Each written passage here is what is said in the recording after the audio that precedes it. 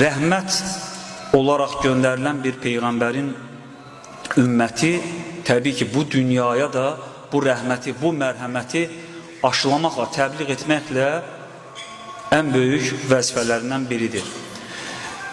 Burada bir şey də xüsusilə mən vurğulamaq istəyirəm.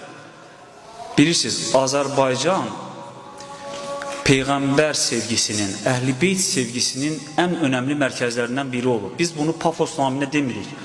Bizim coğrafiyamızın istənilən bölgəsinə gedin, bu sevginin təzahürləri bugün də yaşayır.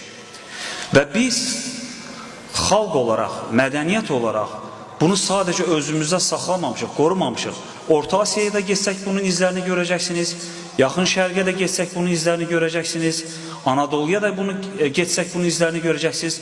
Yəni Azərbaycan dünyada İslam mədəniyyətinin cəzb mərkəzlərindən biri olub.